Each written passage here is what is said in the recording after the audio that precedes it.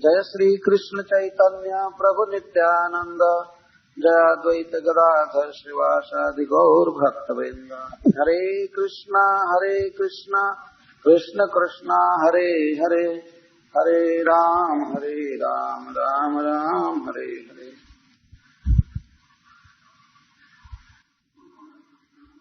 और योग माया अर्थात दुर्गा जी के रूप में दिखाई पड़ी और दुर्गा जी ने कंस से कहा कि कंस, तुमको मारने वाला कहीं जन्म ले चुका है, तुम व्यर्थ बच्चों की हत्या मत करो। तो वो बड़ा प्रभावित हुआ और देवकी वसुदेव को कारागृह से मुक्त कर दिया।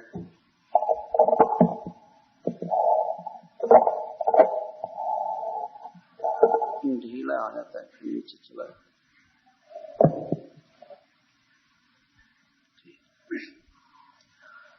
तो देवकी वसुदेव से क्षमा प्रार्थना किया कि हे बहन, हे हमारे बहनोई जी, मैं बहुत बड़ा पापी हूँ, मैं आपके बच्चों की हत्या किया। मैं नहीं जानता था कि आपके 8वें संतान के रूप में बच्ची होगी।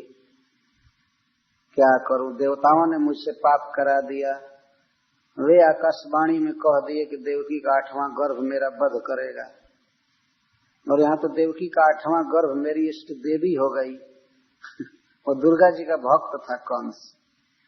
ये असुर लोग भी भक्त होते हैं, लेकिन भगवान के नहीं, विष्णु के भक्त नहीं होते, दूसरे दूसरे देवी देवता के भक्त होते हैं। रावण शिव जी का भक्त था, हिरण्यकश्यप ब्रह्मा जी का भक्त था, कंस दुर्गा जी का भक्त था। भक्ति में कमी नहीं थी इन लोगों की, लेकिन ये सब दुराचारी थे और भगवान से द्वेष करते थे। तो कंस क्षमा मांगा, उसका हृदय बदल गया। लेकिन सवेरे मंत्रियों को बुलाया कि रात में ऐसी ऐसी घटना घट गई है, देवकी का 8वां पुत्र मेरा वध नहीं करेगा, न 8वां पुत्र हुआ, वो तो पुत्री हो गई, अब हम क्या करें। तो ये मंत्री बड़े दुष्ट थे, खल थे, देवताओं के प्रति उनका बड़ा द्वेष था। तो उन लोगों ने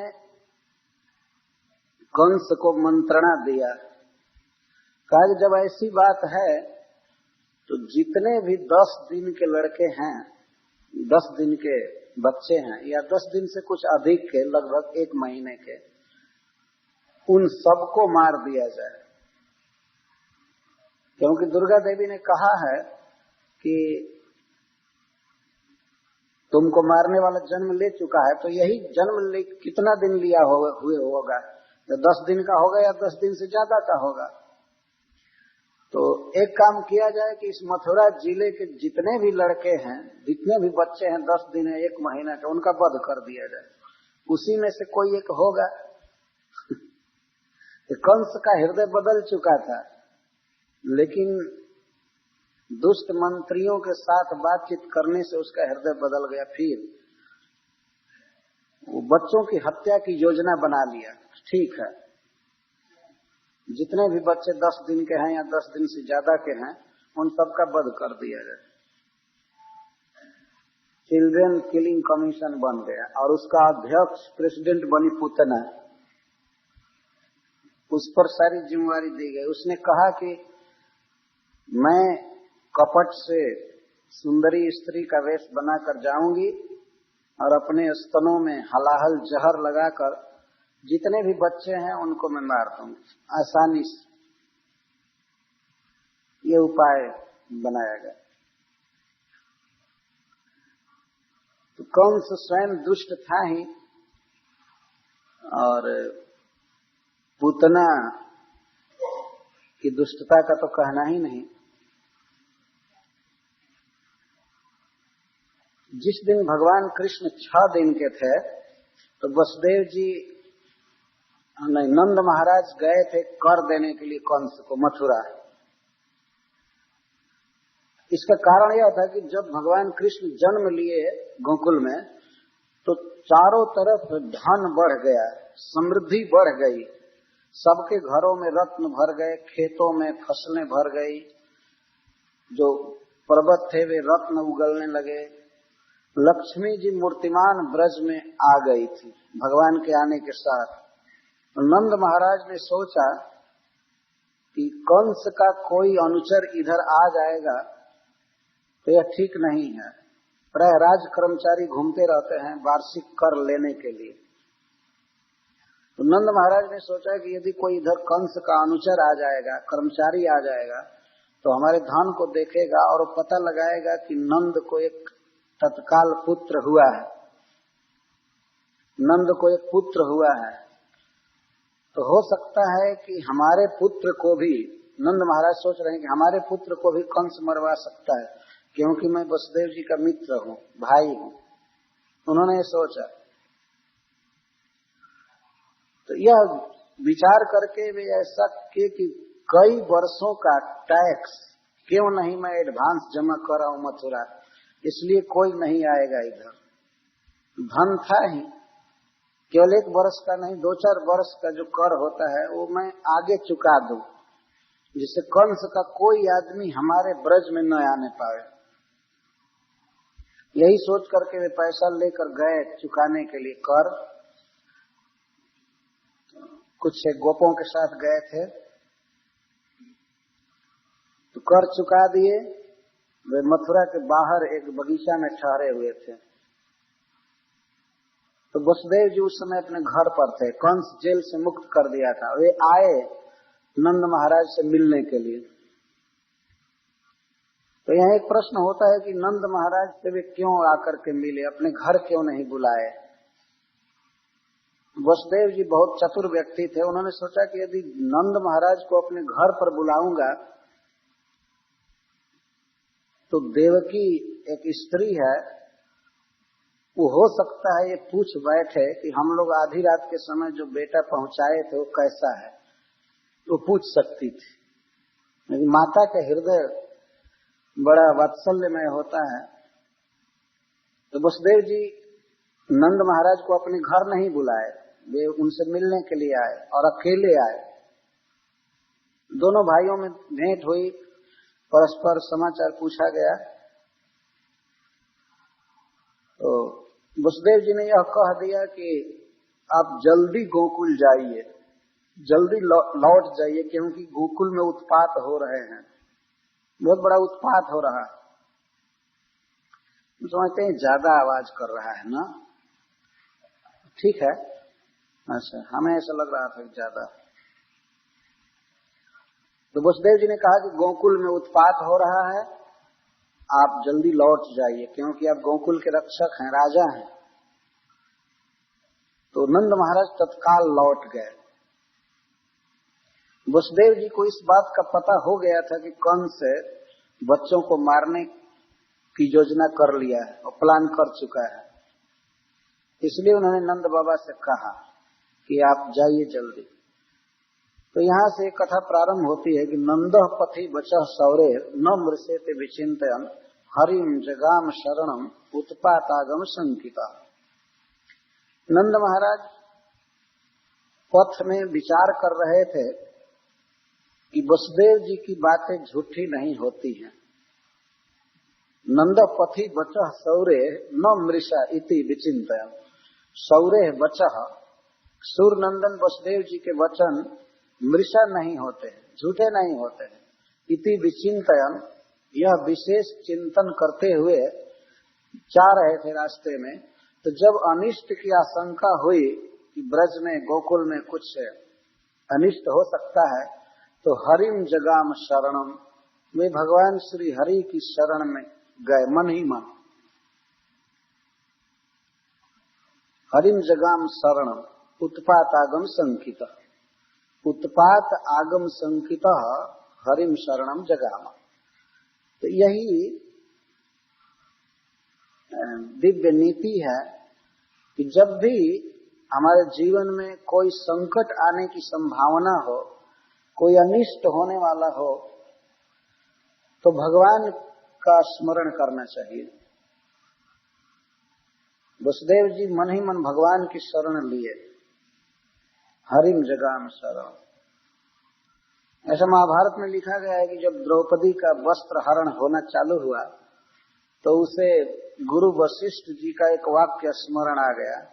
वशिष्ठ जी ने उसे बताया था कि बेटी, जब भी कोई महाविपद आवे, महान विपत्ति आवे, तो उस समय हरि का स्मरण करना चाहिए, भगवान विष्णु का स्मरण करना चाहिए, वे बचा लेते हैं विपत्ति से, ऐसा वशिष्ठ जी ने कहा था।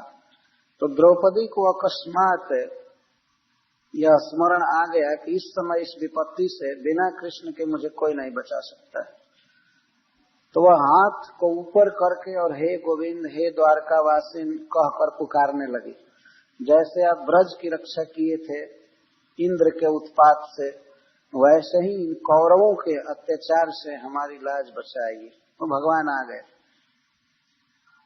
प्राय इस संसार में सब पर संकट आता ही रहता है, और संकट के समय मनुष्य की विशेष चेतना की पहचान होती है, तो किस पर भरोसा करता है। प्राय संकट पड़ता है संसार में तो लोग किसी देवी देवता की शरण लेते हैं, अथवा किसी मिनिस्टर की शरण लेते हैं, कोई अपना बड़ा आदमी होता है तो उसकी शरण लेते हैं कि वो हमारा काम करेगा, या माता पिता की शरण लेते हैं। लेकिन विवेकी पुरुष जानते हैं कि इस संसार में विपत्तियों से रक्षा केवल भगवान कर सकते हैं, वो समस्त विपत्तियों से रहित हैं, और बाकी दूसरे लोग तो अनेक कमियों से युक्त हैं, वे क्या रक्षा करेंगे। तो बुद्धिमान व्यक्ति भगवान विष्णु की शरण लेते हैं, यह शास्त्र प्रमाण है। तो वसुदेव जी मन ही मन भगवान की शरण गए। नंद महाराज मन ही मन भगवान की शरण लिए। क्या संकट आने वाला था, वसुदेव जी ने जिसका संकेत किया था वो संकट ये था कि कंसेन प्रहिता घोरा पूतना बाल घातिनी शिशुन चचार निघ्नन्ते पुरग्राम ब्रजादिषु। कंसेन प्रहिता घोरा पूतना बाल घातिनी, एक राक्षसी थी जिसका नाम था पूतना। संस्कृत में पूत का अर्थ होता है पवित्र, और ना माने नहीं, जो पवित्र नहीं थी। श्रीपाद वल्लभाचार्य जी ये अर्थ किए हैं, जो पवित्र नहीं थी, बहुत अशुद्ध थी, राक्षसी थी। तो किसी भी मनुष्य के सद्गुण का जब वर्णन किया जाता है तो उसकी शुरुआत होती है उसके भोजन से। जो जैसा भोजन करता है उसके अनुसार ही उसकी चेतना बनती है। जेमनी अन्न तेमनी मन, बंगाल में कहते हैं जैसा अन्न होता है वैसा मन बनता है। तो ये पूतना रुधिरासना थी। रुधिर का अर्थ है खून, रक्त, और आसन माने भोजन। खून पीना इसका बड़ा प्रिय भोजन था। इस बात को तो यहाँ रहने वाले लोग आसानी से समझ जाएंगे। खून में भी गाय का खून भी लोग यहाँ पीते हैं, गाय का मांस खाते हैं। तो दूसरे रूप में कह करके थोड़ा उसकी कठोरता को ढक देता है अंग्रेजी का शब्द, गोमांस न कहकर बीफ कहते हैं। लेकिन इस तरह से मांस खाना और खून पीना यह राक्षसों का काम है वास्तव में। तो रुधिरासना थी। हमारे वैदिक समाज में भोजन के द्वारा समाज का वर्गीकरण किया गया था, भोजन द्वारा। और जितना भी वर्गीकरण हुआ है वैदिक काल में, उसमें गाय का मांस खाने वाला कोई नहीं था। तो गाय का मांस खाने वाला आदमी है ही नहीं, इसलिए उसको किसी वर्ग में नहीं रखा गया। आदमी में सबसे छोटा आदमी, छोटा मनुष्य उसको माना जाता था जो कुत्ते का मांस खाता था। उसको स्वपाक या स्वपच कहा जाता था। इस तरह भोजन के ग्रेड के अनुसार ही मनुष्य की ऊंचाई नीचाई का पता चलता था। जितने भी महान व्यक्ति थे सब वेजिटेरियन थे, सभी फर्स्ट क्लास के। और जो ऋषि मुनि हो जाते थे तो वेजिटेरियन में भी वो तो सूखा पत्ता या कुछ फल आदि खा करके जीवन निर्वाह करते थे, इसलिए और ऊंचे थे। जितना डिग्रेडेशन होता है, ग्रेड नीचे जाता है, उतना ही भोजन बिगड़ता जाता है। और उसमें मांस और खून ये सब खाना तो ये तो आदमी के वर्गीकरण से और आउट कर देता है, वो फिर मनुष्य नहीं रह जाता। तो गाय का मांस खाने वालों को मनुष्य माना ही नहीं गया है शास्त्र में, उनको राक्षस की कोटि में रखा गया है। तो इस प्रकार वो रुधिरासना थी और उसका क्रूर हृदय था। वो वध तो करती थी मनुष्यों का, लेकिन उसमें भी बाल घातिनी बच्चों का वध करती थी। बच्चों को देखकर किसी के हृदय में भी दया उत्पन्न हो जाती है। कंस स्वयं ही बाल घाती था। देवकी के अपने बहन के 6 पुत्रों की हत्या किया था आकाशवाणी सुनकर। तो यह पूतना उसी के द्वारा ट्रेंड की गई थी। बच्चों की हत्या करना कितना क्रूर हृदय है, हम लोगों के समझ से वास्तव में बाहर की बात। छोटे छोटे बच्चों को लेकर गोद में और उनको जहर दे दिया जाए मुख में और मर जाए, तो पूतना बाल घातिनी। लेकिन बात थोड़ी कठोर लगेगी कि पूतना के से भी भयंकर राक्षसिनियां आजकल घर घर में हो गई हैं, जो अपने गर्भ को मारती हैं। पूतना कम से कम अपने गर्भ को नहीं मारी होगी। ये अद्भुत मनुष्य समाज में पतन हुआ है। तो उसको भी ढक देते, गर्भपात न कहकर अबॉर्शन कर। जो अंग्रेजी का शब्द है वो पाप की गुरुता को, कठोरता को ढक रहा है। ये भारतीय लोग इसको समझ सकते हैं कि कितने शब्द हृदय विदारक हैं। गर्भपात क्या, गर्भ हत्या सीधे कहो तो मनुष्य की हत्या है वास्तव में। पता नहीं उसमें से कौन बड़ा व्यक्ति आ रहा होगा गर्भ से, और माँ होकर भी हम अपने से अपने बच्चे को मार रहे हैं। ऐसा कोई जीव नहीं करता। कुछ ऐसे जीव हैं जो ऐसा करते हैं, सांप अपने बच्चे को खा जाता है, कुछ मछलियां अपने बच्चे को खा जाती हैं, लेकिन मनुष्य इस तरह नहीं करता। तो पूतना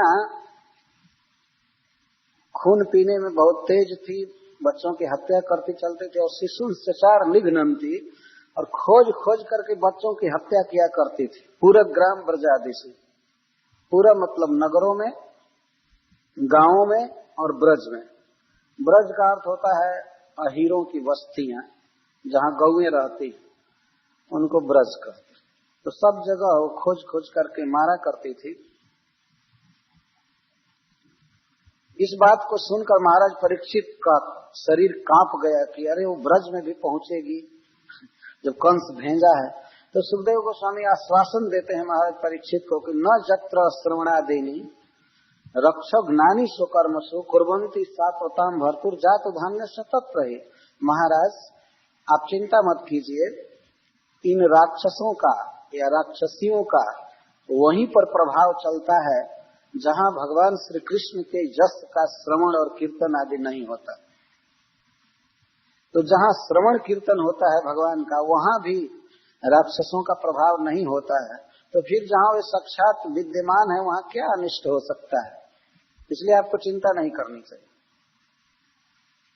इसके द्वारा यह सिद्ध कर रहे हैं कि पूतना स्वयं ही मारी जाएगी। ये जो गोकुल में जा रही है ये वहीं पर शरीर त्यागेगी, वहीं मरेगी। ये नहीं मार पाएगी भगवान को, या अन्य किसी भी बच्चे को नहीं मार पाएगी। ब्रज में जाने पर प्रथम बार दैव इच्छा से, भगवान की इच्छा से यह नंद भवन में चली गई। अब एक भी बच्चे को मार नहीं पाई थी। दूसरे जगह मारी थी, लेकिन नंद बाबा के ब्रज में यह प्रथम बार ही कृष्ण के पास चली गई। तो यह बहुत बड़ा आश्वासन वाक्य है। जितना भी अनिष्ट है, उत्पात है राक्षसों का, यह भूत प्रेत आदि का, यह वहां नहीं चलता है जहां भगवान का कीर्तन किया जाता है। हरे कृष्णा कृष्ण कृष्ण हरे हरे, हरे राम राम राम हरे। बहुत भारी से भारी विपत्तियां और राक्षसों का अत्याचार वहां समाप्त हो जाता है। ये भगवान के श्रवण कीर्तन का प्रभाव है। तो सा खेचरी एक दो प्रत्य पूतना नंद गोकुलम जो सित्वा मायात्मानम प्राविशत कामचारिणी। तो वह पूतना एक बार उत्पेत्य आकाश मार्ग से गई उड़कर।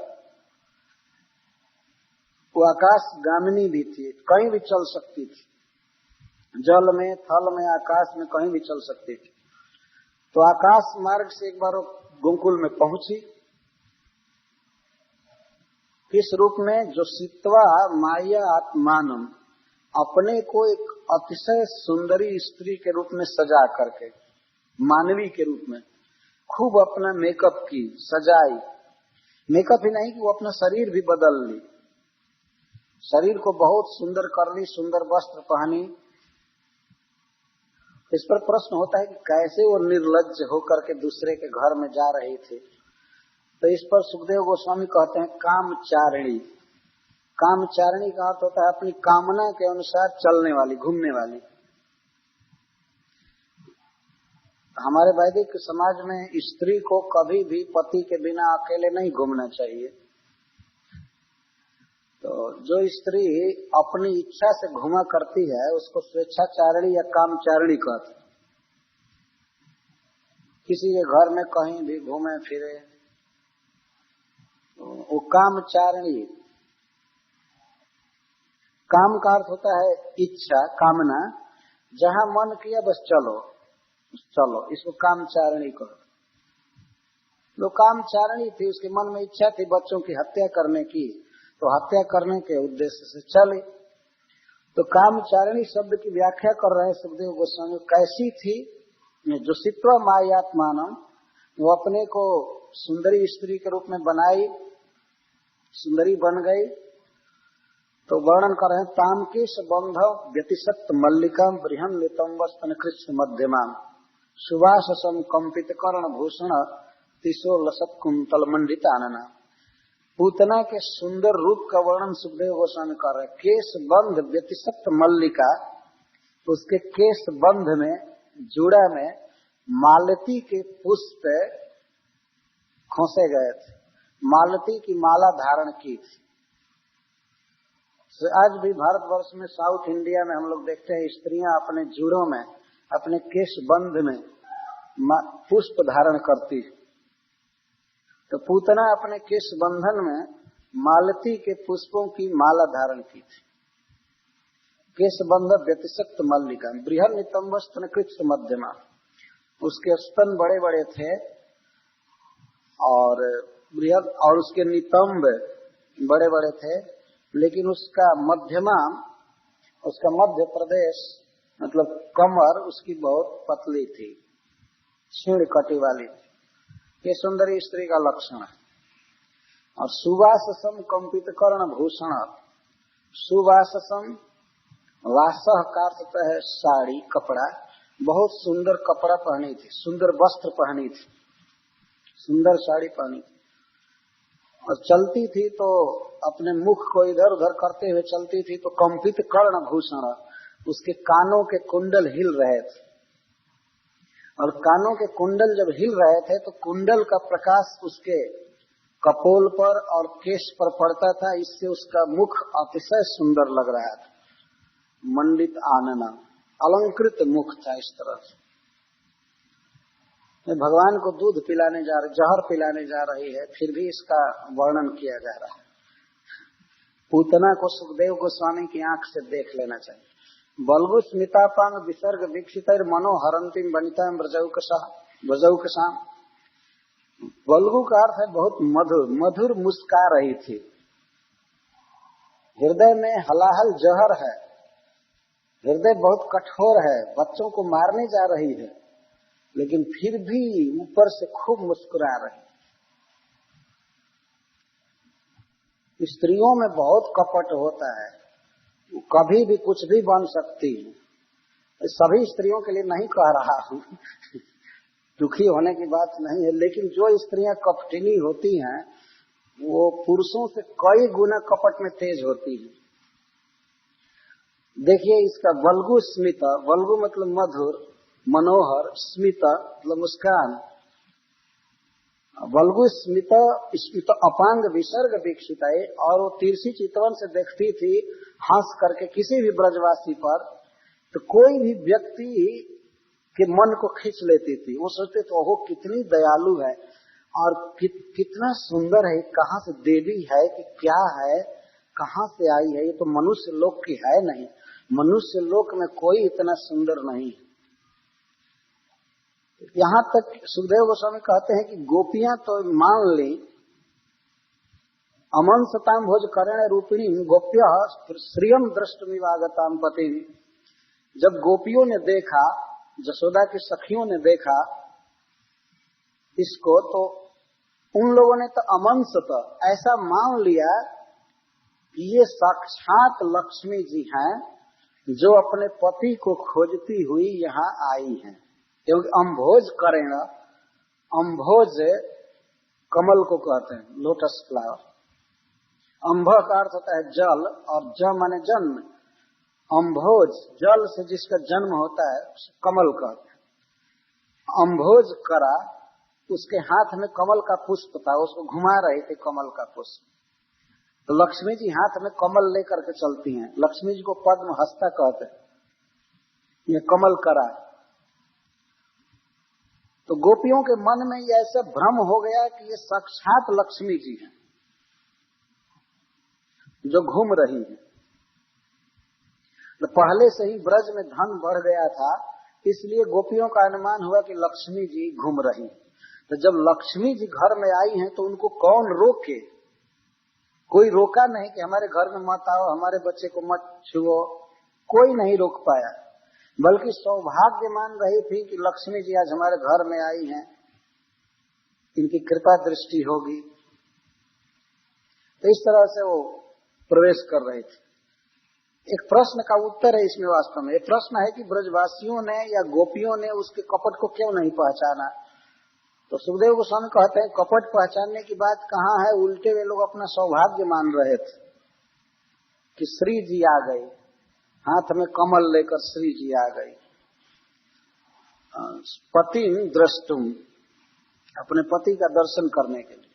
कृष्ण को नहीं जान रहे थे कि यही पति हैं, लेकिन वे ऐसा समझ रहे थे कि मानो लक्ष्मी जी घूम रही हैं, कहीं इनके पति देव इधर उधर होंगे ब्रज में, उन्हीं को देखने के लिए आ गई। तो हमारा अहोभाग्य है कि ये हमारे घर में आई हैं। तो बालक गृहस्त्र विचिन्वती शिशुन जदृक्षयानंद गृहे सदंतकम बालम प्रतीक्षण निजोरु तेजसम ददर्श कल्पे निमिवाहितम भसे।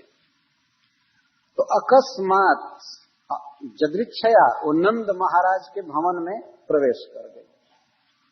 पहले ब्रज में घूमी, घूमते घूमते नंद भवन में प्रवेश, पहले गली में चल रही थी, तो गोपियों ने समझा कि तो लक्ष्मी जी घूम रही। तो नंद भवन में बिना किसी के बुलाए प्रवेश की। पता लगा ली थी कि नंद भवन में एक लाला हुआ है, एक बच्चा हुआ है, तो प्रवेश कर गई। तो उसने देखा बच्चे को, तो उस बच्चे का वर्णन करते हैं सुखदेव गोस्वामी, असद अंतकम, असत असताम अंतकम, जितने भी असत हैं, दुष्कृति हैं, उनका अंत करने वाला वो बच्चा कैसा था? असद अंतकम, असताम अंतकम। जितने भी दुष्ट इस संसार में होते हैं, भगवान के सामने वे नहीं टिक पाते हैं। भगवान जब यहाँ आते हैं तो अपना मिशन पूरा करके चले जाते हैं। जिसको चाहते हैं मारना मार देते हैं अगर कोई पाप करता है। ऐसा नहीं कि भगवान इतना कमजोर हो जाए कि उनको ही यहाँ आने पर मार दिया जाए। भगवान इतने कमजोर नहीं है कि वे धर्म प्रचार करने आवे और उनको ही फांसी पर चढ़ा दिया जाए। वे समस्त बल के निधान है, बलम बलवताम चाहम। अब देखिए अभी 6 दिन के हैं ये, तो पूतना को मार देंगे केवल ओठों से और हाथ से और हथियार से नहीं, केवल ओठों से दबा देंगे उसके स्तन को और वो मर जाएगी। यह है भगवान का बल। हिरण्यकश्यप को नख से चीर दिए, कोई हथियार नहीं है नख। वज्र भी जिस पर कोई प्रहार नहीं कर पाया प्रभाव नहीं दिखा पाया, उस हिरण्यकश्यप की छाती को भगवान ने अपने नख से चीर दिया, बात की बात में। ये भगवान का बल होता। तो असत अंतकम, असत पुरुषों का, असत लोगों का नाश करने वाले शिशु को उसने देखा। बालम, लेकिन वो बच्चे के रूप में लीला कर रहे थे। ऐसे उत्तान लेटे हुए थे पालने में, और निजोर उत्तेजसम प्रतिच्छन, प्रतिच्छन निजोर उत्तेजसम, अपने महान तेज को भगवान छिपाए हुए थे। ये सूर्य चंद्रमा और अग्नि में भी जो तेज है वो सब भगवान का है, महान तेज है, लेकिन वे अपने तेज को बाल लीला से द्वारा छिपाए थे। उस तरह से जैसे राख के भीतर आग छिपी रहती है। यहाँ तो ये सब चीज देखने को भी नहीं मिलता होगा कैसे राख के भीतर आग छिपी रहती है, ये भारत के गांवों में हम लोग देखते हैं।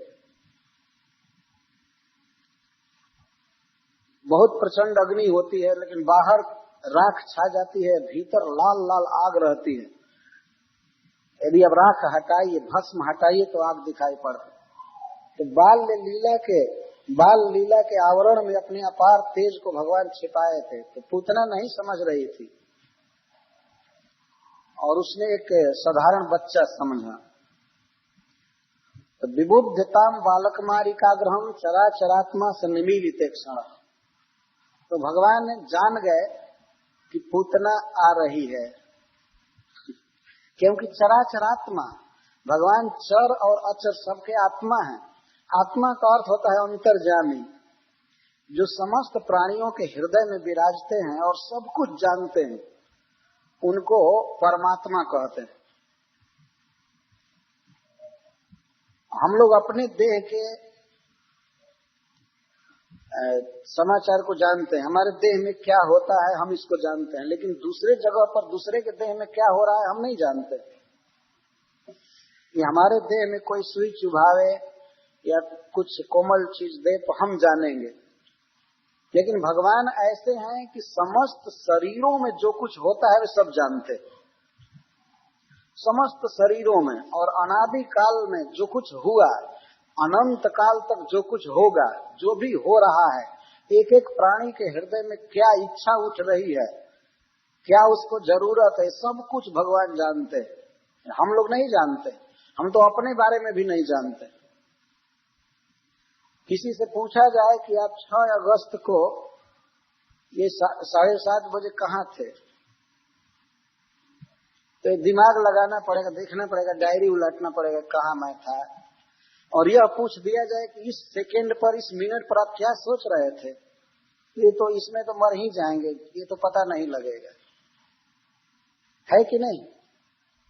अपने बारे में भी हम लोग कुछ नहीं जानते, लेकिन भगवान श्री कृष्ण सबके विषय में जानते, सब कुछ कंप्लीट। वेदाहम समतीतानि वर्तमानानि चार्जुन भविष्याणि च भूतानि माम तु वेद न कश्चन। भगवान गीता में कहते हैं कि अतीत में जो कुछ हो चुका है मैं सब जानता, भविष्य में जो कुछ होगा सब मैं जानता, वर्तमान में एक एक प्राणी के हृदय में क्या संकल्प उठ रहा है, क्या सोच रहा है, सब कुछ मुझे मालूम, लेकिन मुझको कोई नहीं जानता है। माम तु वेदन कश्चन, कश्चन कोई भी मुझको नहीं जानता है। ये तो प्रकट हम लोग देखते हैं, वास्तव में भगवान कृष्ण को बहुत से लोग नहीं जानते। तो कहना ईश्वर निराकार है, तो ये है तो वो है, पता नहीं कहाँ से पता लगा लिए ईश्वर निराकार। ईश्वर तो गीता का वक्ता है, श्री भगवान वाच, ये श्री भगवान की वाणी है। तो वे कहते हैं मैं सब कुछ जानता हूँ, और हम लोग तो अपने विषय में भी नहीं जानते, हम क्या सब कुछ जानेंगे। आजकल लोग वैज्ञानिकों को बड़ा श्रेय दे रहे हैं कि बड़े बुद्धिमान है, ये है वो है वो है, लेकिन किसी वैज्ञानिक से पूछिए कि तुम्हारे सिर में कितने केस हैं, वो नहीं बता पाएंगे। अपने ही सिर में कितने केस हैं ये नहीं बता सकता है कोई। ये हम जो खा रहे हैं उसमें से कितना ग्राम खून बना, कितना मल मूत्र बना, कितना मांस बना, बताओ।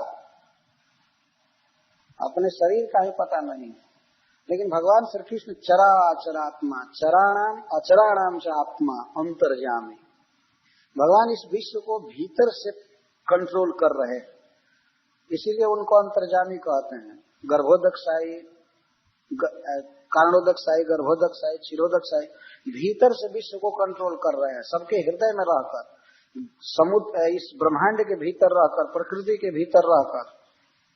इसको हम लोग प्रकट समझ रहे हैं, समझ सकते हैं। इस जो भी मोटर गाड़ियां हैं, व्हीकल्स हैं, उसको मनुष्य भीतर से कंट्रोल करता है, बाहर से पकड़ करके नहीं चलाता है रोड पर, भीतर स्टीयरिंग पकड़ा हुआ है और कंट्रोल कर रहा है। तो इसी तरह संपूर्ण विश्व को भगवान भीतर अंतर्यामी के रूप में रहकर कंट्रोल करते हैं, सबको कंट्रोल कर रहे हैं। सर्वस्व चाहम हृदय सन्निविष्ट, वे समस्त प्राणियों के हृदय में भी है और ब्रह्मांड में भी है, सब कुछ उनके कंट्रोल में है। ये हमारे कंट्रोल में कुछ भी नहीं। आदमी कह देता है इस समय शरीर हमारे कहने में नहीं है। प्राय लोग कहते हैं हमारा बेटा हमारे कंट्रोल से बाहर हो गया, फिर भी सुप्रीम कंट्रोलर की शरण हम नहीं लेते। तो भगवान चराचरात्मा है, वे देख लिए कि पूतना आ रही है तो वे आंख बंद कर लिए, देखे नहीं पूतना को, वो अपने मन में समझ गए कि पूतना आ रही है। मन में देखने का मतलब है भगवान प्रकट देख रहे हैं, ऐसा नहीं है कि वे आंख बंद कर लिए तो नहीं देखते हैं। हम लोग आंख बंद कर लेते हैं तो नहीं देखेंगे, लेकिन भगवान आंख बंद किए किए ही सारे जगत को देखते हैं। ये भगवान की विशेषता है। तो वे आंख बंद कर लिए। इस पर कई आचार्यों ने बहुत से भाव व्यक्त किए हैं कि पूतना के आने पर भगवान श्री कृष्ण आंख क्यों बंद कर लिए। श्रीपद वल्लभाचार्य अपनी सुबोधनी टीका में लिखे हैं कि भगवान ने सोचा कि ऐसी पापनी का मुख नहीं देखना चाहिए, इसलिए वे आंख बंद कर लिए। जो बच्चों की हत्या कर रही थी, इसका मुख नहीं देखना चाहिए, तो वे आंख बंद कर लिए। एक भाव ये देते। और दूसरा भाव लिखा गया है कि भगवान ने ये सोचा कि अभी तो इस अवतार के प्रथम चरण में ही मुझे विष पीना पड़ा, ये विष पीने का काम तो शंकर जी का है। तो वे ध्यान करने लगे कि हे शिव जी, आप जहर पी लीजिए, हमको अभी दूध पीने दीजिए, अभी तो मैं दूध पीना चाहता, और ये आई है विष पिलाने के लिए, तो आप अपना भाग ले लीजिए। एक आचार्य ने टीका लिखा, और कोई भी भाव ठीक है। अथवा भगवान की आंखों पर सूर्य और चंद्रमा का निवास है, तो दो मार्ग हैं ऊपर जाने के, चंद्र मार्ग, सूर्य मार्ग, स्वर्ग जाने के। तो सूर्य और चंद्रमा ने सोचा कि भगवान बड़े दयालु हैं, इस पापनी को मुक्ति देंगे, अपना धाम देंगे। लेकिन सूर्य चंद्रमा ने सोचा कि हम तो नहीं जाने देंगे, हम नहीं जाने देंगे इस पापनी को, इसीलिए वो बंद हो गए, अपना द्वार बंद कर लिए। ये भी एक भाव है कि हम इसको नहीं जाने देंगे। अथवा भगवान ने यह ध्यान किया कि देखें पूर्व जन्म में ये क्या क्या थी और इसने कुछ पुण्य किया है कि नहीं। अब तो मैं इसको माता की गति दूंगा ही, लेकिन पिछले जन्मों में इसके कुछ सुकृत है या नहीं है, इसको देखने के लिए वे थोड़ा समाधि जैसा कर लिए। जो कुछ भी हो, भगवान आंख बंद कर लिए। तो उस समय वे आंख बंद कर लिए थे, तो पूतना आई, देखी, और माँ जसोदा और रोहिणी वहां पर खड़ी थी, लेकिन वे उसको रोक नहीं पाई और इतना भाव व्यक्त कर रही थी कि हमारा बच्चा आहा कितना सुंदर है, अरे भगवान करे कि मैं इसकी माँ हुई होती तो कितना अच्छा होता, हमारे कोख से जन्म लिया होता। तो माँ जसोदा को तो ये भ्रम हो गया कि मैं इसकी माँ हूँ कि ये इसकी माँ है। इतना वात्सल्य पूर्ण वचन बोल रही थी कि माता जसोदा को ग्लानि होने लगी कि हमारे भीतर इतना वात्सल्य नहीं है। वो कहने लगे कि ओहो ओहो, विधाता कृपा करके हमारे गर्भ से इसको जन्म दिया होता, कितना सुंदर बच्चा है, कितना सुंदर बच्चा है, अरे मेरा पुत्र, मेरा बेटा, मेरा पुत्र, कह करके उठा ली। जब इस तरह से वो नाटक कर रही है तो माँ जसोदा और रोहिणी क्या कर सकती थी? हरि बोल। और दोनों बच्चों को मना कीजिए, डिस्टर्ब करो, शांत रहो, शांत। मैं जानता हूं कि वो समझ नहीं रहे हैं, लेकिन फिर भी शांत रहना चाहिए। तो इस तरह के उसके हाव भाव को देखकर माँ जसोदा और माता रोहिणी दोनों बल्कि खुश थी। और वो आते ही उनसे पूछी नहीं, कहने लगी अरे तो मेरा बेटा रहा, हो सकता है कि पूर्व जन्म में मैं इसकी माँ रही होगी, या आगे ये मेरा बेटा होगा। इस तरह की बात करते हुए बनाते हुए उठा ली, और परम सुंदरी थी।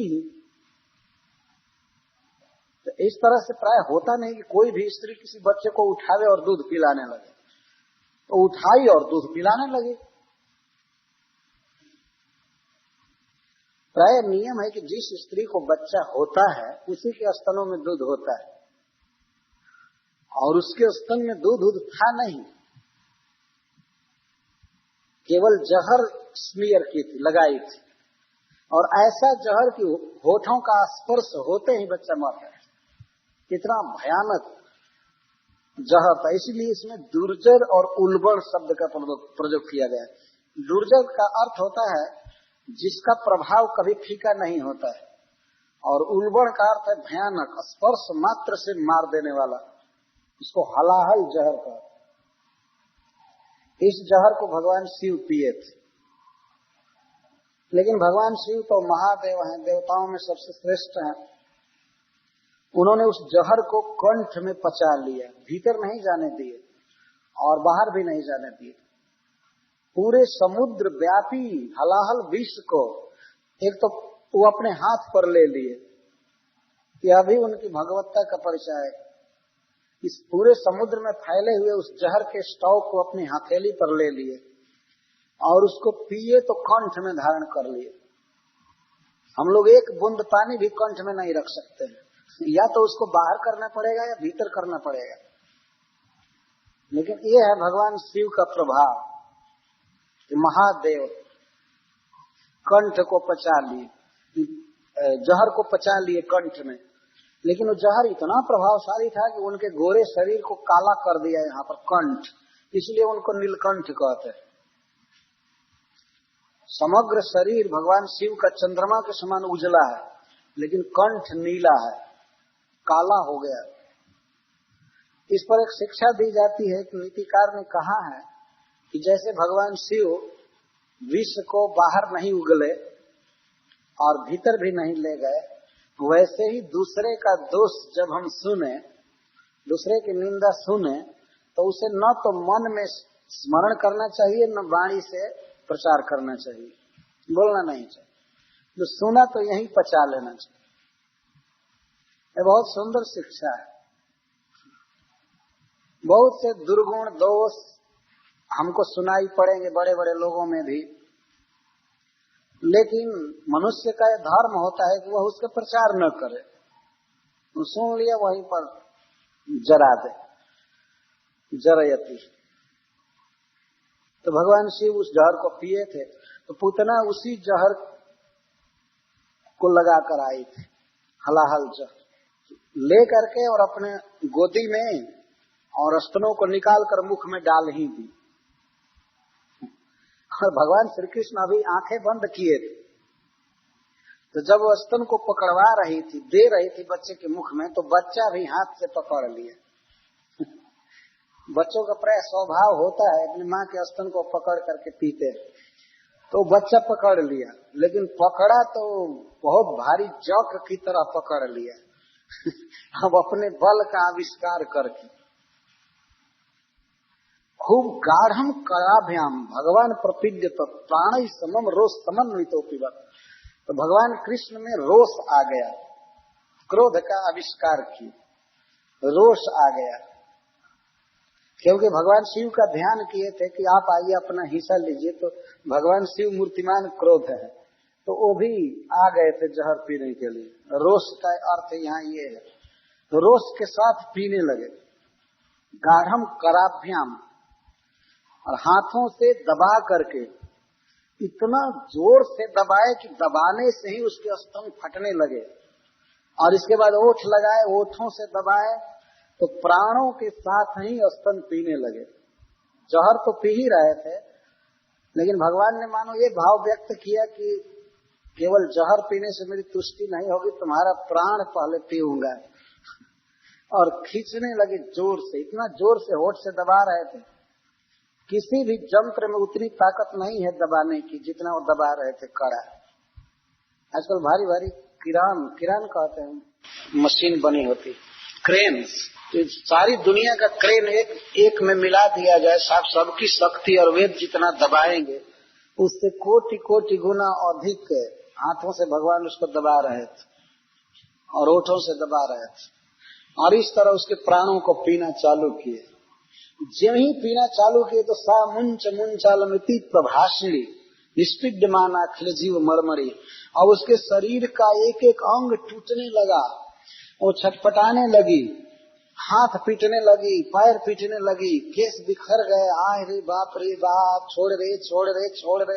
वो बच्चे को कहने लगी मुंच मुंच अलमिति, संस्कृत में लिखा हुआ है मुंच मुंच, मुंच ने छोड़ रे, अरे हो गया छोड़ रे। लेकिन कृष्ण छोड़ना जानते ही नहीं है, एक बार पकड़ लिए तो पकड़ लिए। अलमिति, और वो करे अलमिति, अरे बहुत हो गया बेटा, बहुत हो गया बेटा, बहुत हो गया, छोड़ रे।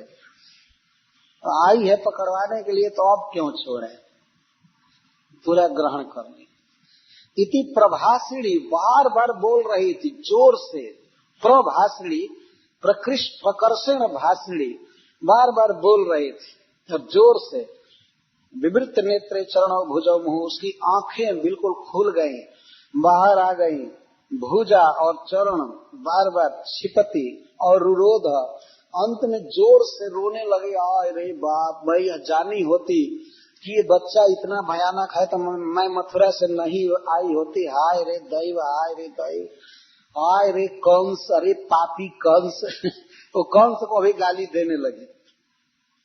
मैं नहीं जानती थी, बाप रे बाप, इतना भयानक बच्चा इतना जोर से पकड़ा है, छोड़ रे छोड़ो। बच्चे को पीट भी रही थी हाथ से, ऐसे मारना चाहती थी, मार रही थी, छोड़ रे छोड़े। भगवान एक जोंक की तरह पकड़ लिए थे, जलौका की तरह पकड़ लिए थे और छुड़ा रही थी, लेकिन इतना जोर से पकड़े थे वो छोड़ नहीं रहे थे। तो रो रही थी, रुरोध, वो उच्च स्वर से रोने लगी जोर से। तो उसके रोने की आवाज वज्रपात के समान हो रही थी, जैसे बिजली गिरती है, थंडर बोल्ट जैसा आवाज होता है, वैसे वो रो रही थी। तस्या स्वने नाति गभीर रंग सा सादृ महित चाल सग्रहा रसा दिशश्च प्रतिवेदिरे जना पेतौ क्षितौ वज्र निपात संकया।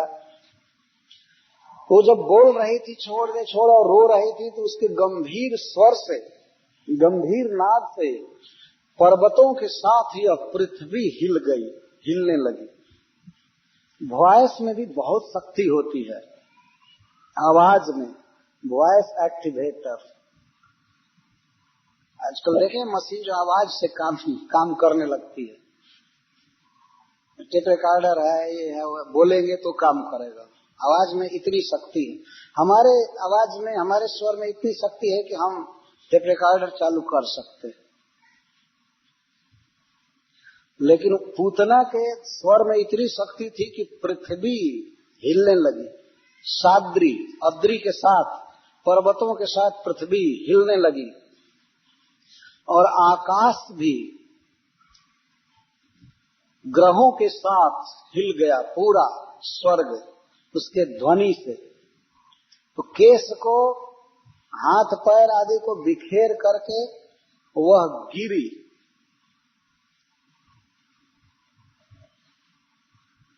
जब आवाज कर रही थी तो जितने भी लोग सुने उसकी आवाज को, उसके ध्वनि को, चित्कार को, तो वे सब पेतुच्चित, सब पृथ्वी पर गिर गए बेहोश होकर। उसके गिरने से पहले सब लोग गिर गए, पृथ्वी पर गिर गए। वज्र निपात सन के, उनको ऐसा लगा कि हमारे पास ही वज्र गिर गया, हमारे सिर पर वज्र गिर गया, ऐसा लग रहा था सबको, सब बेहोश होकर नीचे गिर गए। यदि शरीर में कुछ हुआ नहीं, लेकिन इसको कहते हैं हदस हो जाना, और सब गिर गए।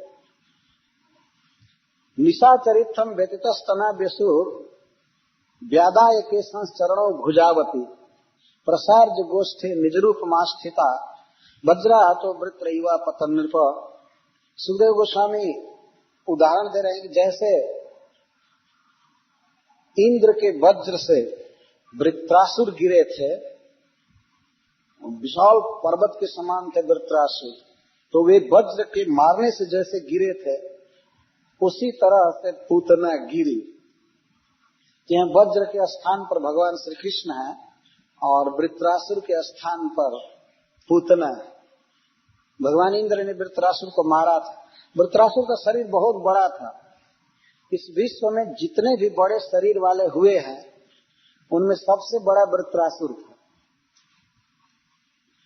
तो उसको वज्र से मारा गया था। वो पृथ्वी पर जैसे गिरा था, उसी तरह वो गिरी,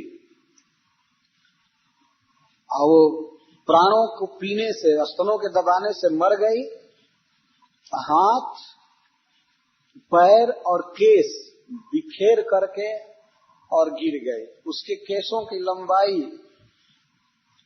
कुछ फरलांग थी प्रत्येक केसों, और उसके भुजा आदि तो कई माइल में फैले। यहाँ लिखा गया है नाप हूबहू। यह लिखा गया कि जब वो गिरी, पद्मानोपि तद्देह त्रिगव्युत्यंतरांतरम चूर्णयामास राजेंद्र महदासी तदद्भुतम। सुखदेव गोस्वामी कहते हैं कि जब वो गिरी तो 12 माइल में उसका शरीर फैला, 12 माइल में शरीर फैला। कुछ लोग इस पर विश्वास नहीं करेंगे और कहेंगे बढ़ा करके कहा गया है, लेकिन जब बढ़ा करके कहना होता तो 12 ही क्यों कहा जाता? कह दिया जाता कि 12,000 माइल में गिरी थी। ये सत्य है, इतिहास है, बिल्कुल नाप करके कही जा रही है बात। 12 माइल में गिरी, और 12 माइल के भीतर जितने भी वृक्ष थे सब चूर्णयामास, वो चूर्ण कर दी। उसका शरीर गिरने से सब चूर्ण हो गए, वृक्ष चूर्ण हो गए। लेकिन भगवान ऐसी जगह पर पूतना को ले जाकर गिराए थे जहां पर कोई भी ब्रजवासी नहीं दब पाया, केवल वृक्ष दबे, वृक्ष चूर्ण हुए। ब्रज में आज भी वो स्थान है जहां पर उसको गिराया गया था।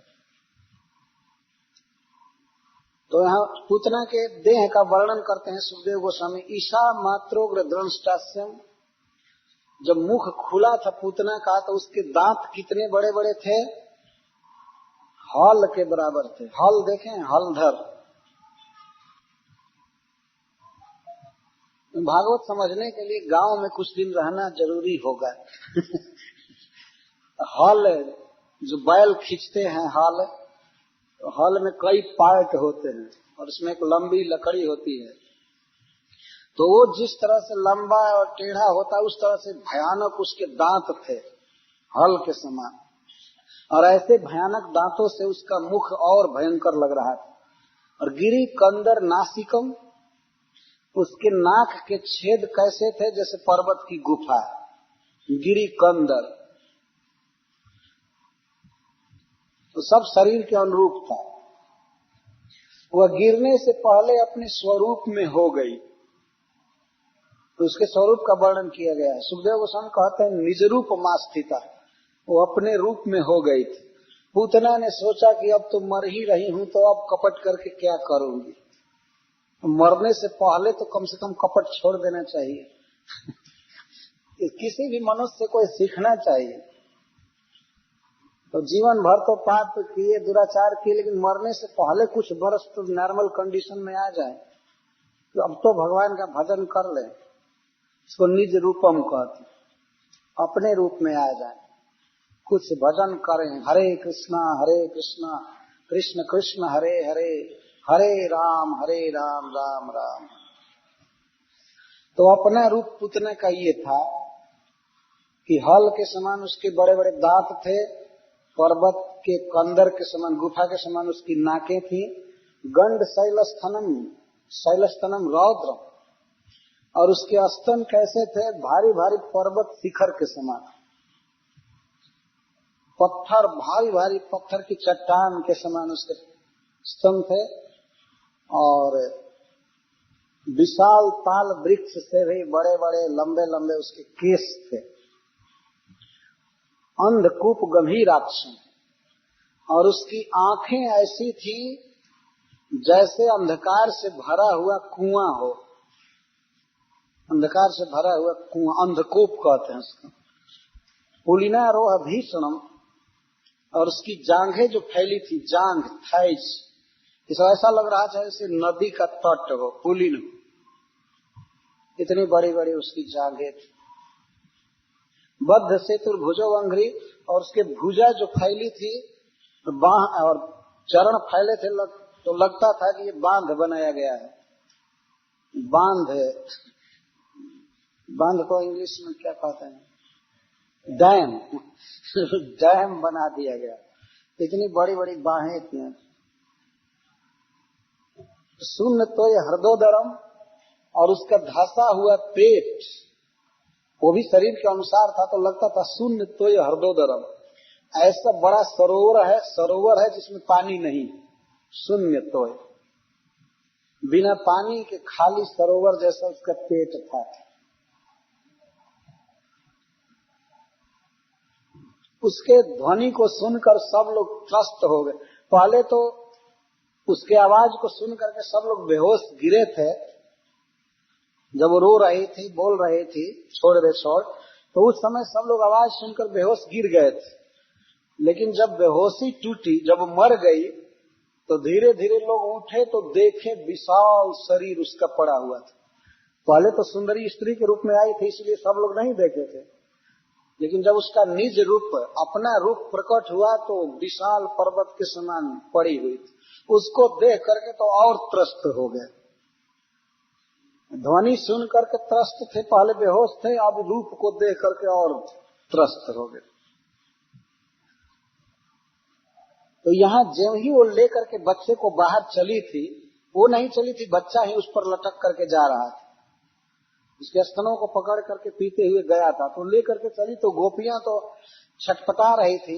खास करके यहाँ गोपियों से मतलब है माँ जसोदा की सहचरी गोपियां, वात्सल्य भाव से भरी हुई, तो वे सब भी घर से निकल गई।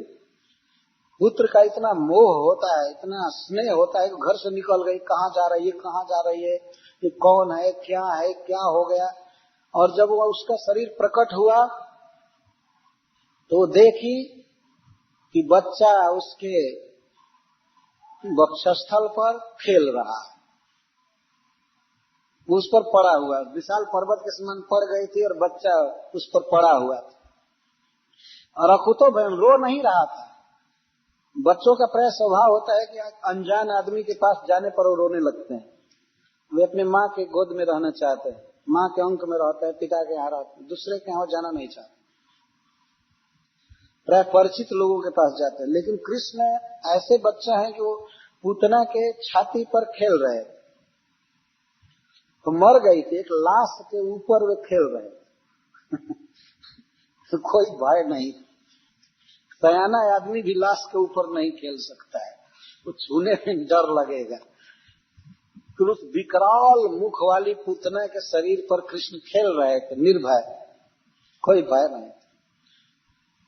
लेकिन जसोदा की सखियों को इतनी ममता थी कृष्ण में, वे तत्काल गई पूतना के देह पर चढ़ करके और बच्चे को उठा करके लाए। उस समय पूतना की भयानकता का ध्यान नहीं रहा, कृष्ण के प्रति इतनी आसक्ति है, इतना प्रेम है, स्नेह है, कि उसके कारण वो विचार भी नहीं की कि पूतना भयानक है, क्या है। वो तो केवल कृष्ण को देख रही थी और जाकर उठा करके लाई। और जसोदा तो बेचारी वो तो मूर्छित होकर के गिर गई कि हमारा बेटा कहाँ गया। वो तो गिरी थी। कोई पुत्र को इस तरह से ले जाए कोई स्त्री, तो ये शोक की बात थी। तो जसोदा तो मूर्छित थी, ताकि गोपियां लाई, तुरंत ला करके जसोदा को दी। जसोदा और रोहिणी जी और सब मिल करके पहले बच्चे का स्वस्ति वाचन करने लगी स्वयं ही। तो सबसे पहले गाय का पूंछ डुलाया गया कृष्ण पर मंगल के लिए। गाय का पूंछ डुलाया गया। बच्चों को रोज गाय के पूंछ से सटाना चाहिए। तो खेद है कि कुकुर का पूंछ मिल जाएगा इधर, लेकिन गाय का पूंछ नहीं मिलेगा। किसी के घर में कोई गाय नहीं रहती है, कुत्ता रखने की छूट है। क्या एक तमाशा है वास्तव में। तो भगवान के शरीर पर भी गाय का पूंछ डुलाया जा रहा है, ये मंगल होता है। तो गोपुच्छ भ्रमणा देवी, गाय का पूंछ सटाया गया, सूप का कोना सटाया गया। सूप समझते हैं, सूप जो अनाज को फटकने के लिए होता है, कूड़ा कचरा को, वो बड़ा मंगलमय होता है। तो उसके कोने को सटाया गया कृष्ण के शरीर से, गाय का पूंछ सटाया गया। गोमूत्रेण स्नापयित्वा, तुरंत गाय के मूत्र में स्नान कराया गया। कहीं कटा छटा होगा तो वो ठीक हो जाएगा। तो एक दवा है गाय का मूत्र। गाय के मूत्र से स्नान किया जाता है शुभ कर्म करने से पहले। तो उस बच्चे को गाय के मूत्र से स्नान कराया गया। कहीं कोई राक्षसी काट दी होगी, कुछ की होगी, तो वो दवा हो। और पुनर्गोरज सार्वभकम, और फिर गाय के खूर के रज से मला गया देह में। बच्चे के देह में गाय का रज मला गया, उसके गाय के खूर का रज, धूली। ये सब मंगल के लिए, इसे सीखना चाहिए। कम से कम घर में गाय नहीं है तो कुत्ता तो नहीं रहना चाहिए, क्या जरूरत। या बनावटी गाय रखे, उसी का पूंछ घुमाना चाहिए बच्चे पर।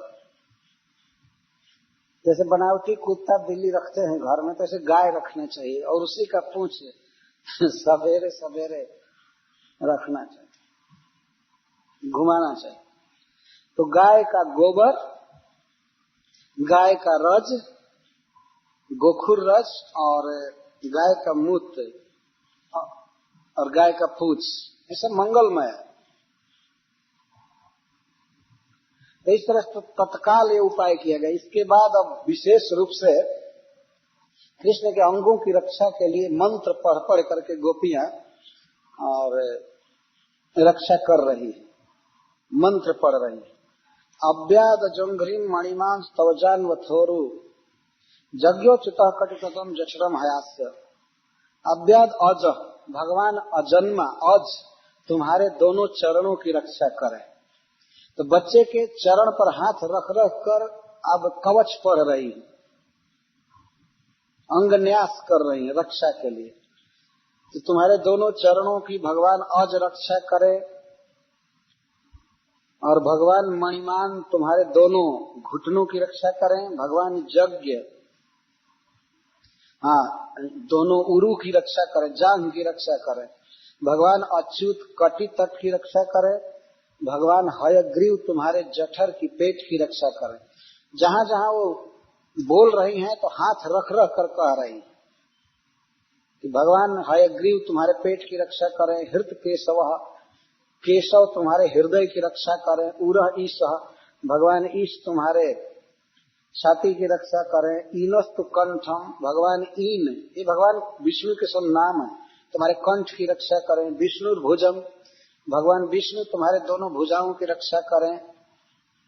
मुखम उरुक्रम, तुम्हारे मुख की रक्षा भगवान उरुक्रम करें।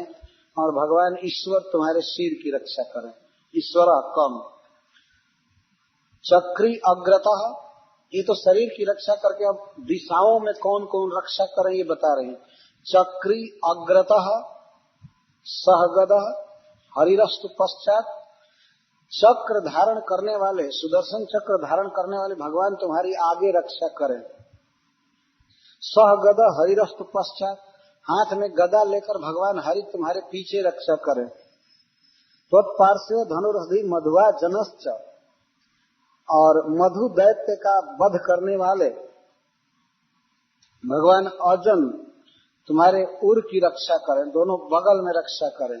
कोणे सुशंख उरुगाय, और कोण में, चारों कोनों में भगवान शंख लेकर, भगवान उरु गाय शंख लेकर तुम्हारी रक्षा करें। ऊपरी उपेंद्र, तुम्हारे ऊपर भगवान उपेंद्र वामन देव रक्षा करें। तार्क्ष्य क्षितौ, गरुण जी पृथ्वी पर रक्षा करें। हलधर पुरुष समन्ता, भगवान हलधर सब ओर से तुम्हारी रक्षा करें। और फिर अब अंदर की रक्षा की बात करने लगी। इंद्रियाणी हृषिकेश, तुम्हारे इंद्रियों की रक्षा हृषिकेश करे। ये सब भगवान के नाम। तुम्हारी इंद्र, तुम्हारी बेटा, तुम्हारी आंख जिंदगी भर काम करती रहे, तुम्हारा कान ठीक रहे, तुम्हारी इंद्रियां ठीक रहे, ये सब भगवान के प्रेयर से, प्रार्थना से इंद्रियां ठीक रहती है।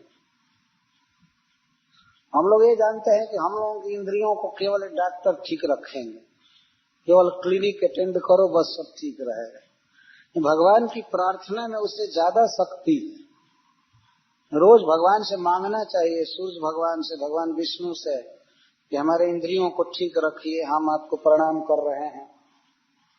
जब भगवान की इंद्रियों के लिए भी प्रार्थना की जा रही है तो हमारे लिए तो कहना ही नहीं। उनकी इंद्रियां कभी खराब होने वाली नहीं है, लेकिन वात्सल्य भाव से गोपियां पढ़ रही हैं, इंद्रियाणी हृषिकेश। जब तक हमारा जीवन है, हमारे इंद्रियों की बहुत आवश्यकता है। दिन पर दिन इंद्रियों की शक्ति कम होती जाती है। इंद्रियों की शक्ति मरने दम तक बनी रहे, इसके लिए भगवान से प्रार्थना की जाती है। इंद्रियाणी हृषिकेश प्राण नारायणोवतु, तुम्हारे प्राण की रक्षा भगवान नारायण करे। प्राण मतलब ये श्वास संस्थान। इस शरीर में श्वास का बहुत बड़ा महत्व है। सारा शरीर ही वास्तव में हवा पर टिका हुआ है। ब्लड सर्कुलेशन, ये ब्लड प्रेशर जो डॉक्टर नापते हैं, इसमें सब कुछ हवा से वो काम होता है। बाहर भी हवा से ऐसे पंपिंग करके और वो नापते हैं, और भीतर भी हवा है। तो इसको प्राण कहते हैं, जो सांस चलता है, चलती है। तो सांस की रक्षा भगवान नारायण करें। श्वेत द्वीप प्रतिष्ठितम, श्वेत द्वीप के स्वामी भगवान श्री विष्णु चित्त की रक्षा करें। मनो जोगेश्वरोवतु, भगवान जोगेश्वर मन की रक्षा करें। मन कभी पागल न हो, या मन विषयों में न जाए, संसार के भोगों में मन न जाए, भगवान में लगा रहे। इससे भगवान से प्रार्थना करनी चाहिए। तो जोगेश्वर भगवान मन की रक्षा करें। कृष्णी गर्भस्तु ते बुद्धि, भगवान कृष्णी गर्भ तुम्हारी बुद्धि की रक्षा करें। आत्मानम भगवान परह, और तुम्हारे आत्मा की अहंकार की रक्षा भगवान परमात्मा करें। अब किस स्थिति में कौन रक्षा करे इसको बता रही हैं। क्रीडंतम पातु गोविंदः, खेलते समय गोविंद तुम्हारी रक्षा करें। शयानम पातु माधव, सोई अवस्था में माधव भगवान तुम्हारी रक्षा करें। ब्रजंतम अव्याद वैकुंठ, चलते समय वैकुंठ भगवान तुम्हारी रक्षा करें। आसीनम त्वं श्रीपति, बैठी हुई अवस्था में श्रीपति भगवान रक्षा करें। भुंजानम यज्ञ भुक पातु, खाते समय भगवान यज्ञ भोक्ता, यज्ञ पुरुष भगवान रक्षा करें। खाते समय मतलब कोई गड़बड़ी खाने में जहर आदि से रक्षा करें। कोई गड़बड़ खा जाए तो उस समय रक्षा करें, खाने ही न दें, या खा भी लिए तो उसको पचा दे ठीक से। तो यज्ञ भोक्ता भगवान है, खाते समय रक्षा करे। और पातु सर्व ग्रह भयंकर, समस्त ग्रहों को भयभीत करने वाले भगवान विष्णु इस तरह रक्षा करें। डाकिनी, जातुधानिया, कुष्मांड, जो बच्चों को दुख देते हैं, बच्चों को ग्रह पीड़ा देते हैं, भूत प्रेत पिशाच, जक्ष रक्ष विनायक, कोटरा, रेवती, ज्येष्ठा, पूतना, मातृका, या ये मृगी, उन्माद, अपस्मार, जो देह में, प्राण में, इंद्रिय में कहीं भी कोई रोग होते हैं, भूत प्रेत आदि, ग्रह बाधा, सब कुछ, ये सपना में देखा हुआ उत्पात, जो कुछ भी है वो भगवान का नाम लेने से नष्ट हो जाए। सर्वे नश्यन्तु ते विष्णु नाम ग्रहण भीरव, ये सभी ग्रह और बाधाएं भगवान का नाम लेने पर डरते हैं। हरे कृष्णा कृष्ण कृष्ण हरे हरे, हरे राम राम राम हरे। तो गोपियां कह रहे हैं कि सब कुछ ठीक हो जाए भगवान विष्णु का नाम लेने से। इसके बाद वो कीर्तन करने लगी कृष्ण को सुखी करने के लिए। तो प्रतिदिन अपने अंगों को तो छू छू कर कम से कम हमें अपनी रक्षा करनी चाहिए।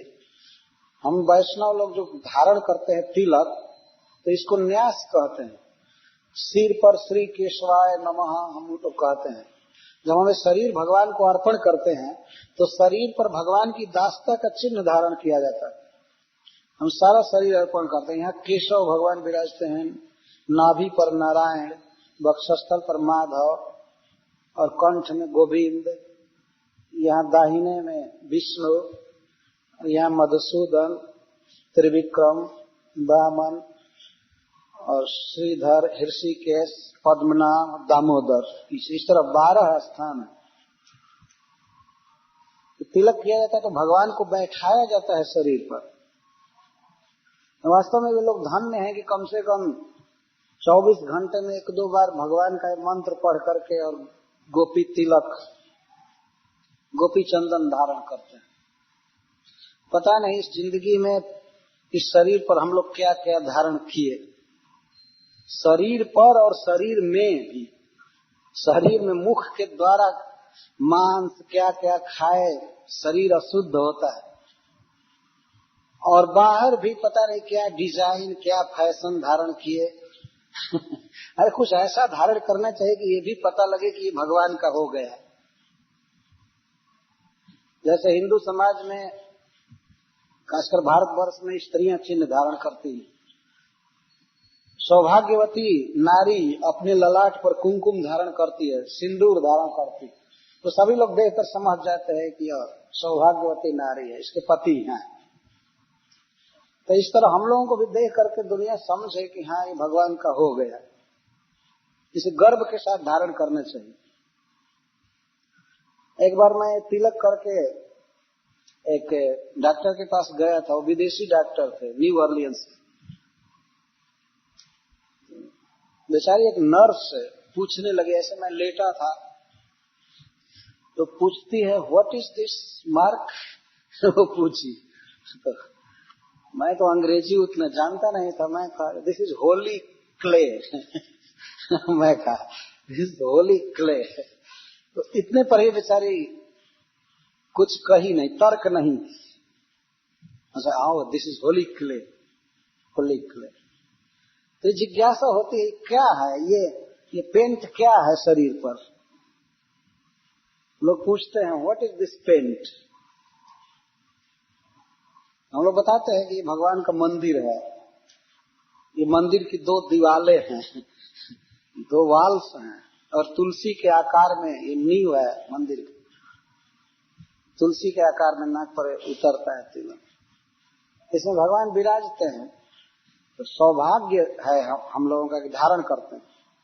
जैसे कोई सौभाग्यवती नारी गर्व के साथ कुमकुम धारण करती है। भारतवर्ष में ये देखा गया, जब भी अपना श्रृंगार करती है तो सवेरे वह कुमकुम धारण करती है, ताजा करती है। उसके मन में एक बहुत भारी प्रसन्नता होती है कि मैं किसी की हूँ, मैं किसी की हो चुकी हूँ। और दूसरे लोग भी देखते हैं तो श्रद्धा करते हैं कि यह किसी की परिणीता पत्नी है, विवाहिता पत्नी है, श्रद्धा का भाव उदय होता है। तो यह है चिन्ह। जैसा कि आप इस लीला में देख रहे हैं, भगवान श्री कृष्ण को भी 12 तिलक किया गया, लेकिन वो तिलक किया गया गाय के गोबर से। भगवान श्री कृष्ण का तिलक गाय के गोबर से किया जा रहा था। गाय के गोबर से तिलक करके और वो पढ़ रही थी श्री केशवाय नमः। और बच्चा स्वयं केशव है, वो खुद ही है, लेकिन वो चुपचाप अनजान की तरह लीला कर रहे थे। उनकी रक्षा उनके नाम से की जा रही है। जैसे सिद्ध हुआ कि भगवान से भी भगवान का नाम बढ़कर है। हरे कृष्णा कृष्णा कृष्णा हरे हरे, हरे राम राम राम। इसलिए प्रतिदिन नियम बना करके नाम जप करना चाहिए, कुछ राउंड्स जप करना चाहिए, नियम बना लेना चाहिए। इस तरह भगवान की भी रक्षा की जा रही है। ये बहुत सुंदर प्रसंग है, ये भगवान की रक्षा का प्रसंग। पहले हमारे वैदिक समाज में सब प्रचलित थी बातें, आजकल के लोग तो इसको जान ही नहीं सकते हैं कि गाय का गोबर क्या है और कैसे है। खोजने पर भी गोबर नहीं मिले। कुत्ता का गोबर तो पार्क में जहां तहां मिल जाएगा, लेकिन गाय का गोबर खोजने पर भी नहीं। ये बिल्कुल भिन्न कल्चर है बिल्कुल उल्टा है इधर का। लेकिन ये सब बातें बता रही हैं, इनसे सिद्ध होता है कि गाय का हमारे जीवन में बहुत महत्व है और सबसे अधिक महत्व हमारे जीवन में भगवान नाम का है। भगवान का नाम हमारे साथ होना चाहिए। हम लोग भी और कुछ भी नहीं करते हैं वास्तव में, कुछ भगवान का नाम ले लेते हैं, बस यही काम, और इसी से लोग आदर भी करते हैं। भगवान के नाम में बहुत शक्ति है, तो भगवान का नाम जपना चाहिए और भगवान के मंदिर में रोज जाना चाहिए, जिससे भगवान हमको देखें। भगवान हमें देखते हैं, केवल हम ही भगवान को नहीं देखते। वृंदावन में एक सूरदास जी थे, मानव सेवा संघ के संस्थापक स्वामी शरणानंद महाराज। तो बांके बिहारी जी के मंदिर में रोज जाते थे और सूर थे दोनों आंखों, लेकिन नियम से जाते थे बांके बिहारी के मंदिर में। एक बार कुछ नवजुवकों ने व्यंग किया कि स्वामी जी, सब लोग तो भगवान का दर्शन करने जाते हैं, आप क्यों जाते हैं रोज? तो स्वामी जी कहे कि और सब लोग बांके बिहारी को देखने जाते हैं, लेकिन मैं इसलिए जाता हूं कि बांके बिहारी हमको देख ले कि हमारा सेवक हाजिरी दे गया मैं इसलिए आता हूं कि वो देख ले कि हमारा सर्वेंट, हमारा दास एक बार आया, हाजिरी दे दिया। तो वो लोग लज्जित हो गए सुनकर। तो वास्तव में मंदिर में केवल हम भगवान को नहीं देखते हैं, भगवान हमको देखते हैं। तो उनके देखने से शरीर में रोग नहीं होता है। पहला लाभ तो ये है भगवान जिस पर कृपा करके देख दें तो वो सुखी रहेगा, वो समृद्ध रहेगा, जीवन में कोई अभाव नहीं हो सकता है। तो अपने घर में भी ठाकुर जी का चित्र रख करके या मूर्ति रख करके रोज उनके सामने जाना चाहिए। ये संभव हो तो मंदिर में जाएं, तो कम से कम संडे को मंदिर में जाएं, और अपने घर में तो रोज ठाकुर जी को देखा जा सकता है, प्रणाम किया जा सकता है। इन सब प्रसंगों से सीखना चाहिए। तो इस तरह वे रक्षा कर रही थी प्रणय। नंद महाराज ब्रज से लौटे, जैसा वसुदेव जी ने कहा था कि जाइए जाइए गोकुल, तो उनके आने के पहले सब हो चुका था मथुरा से चले थे तब तक इधर हो रहा था, उत्पात गोकुल में चालू था।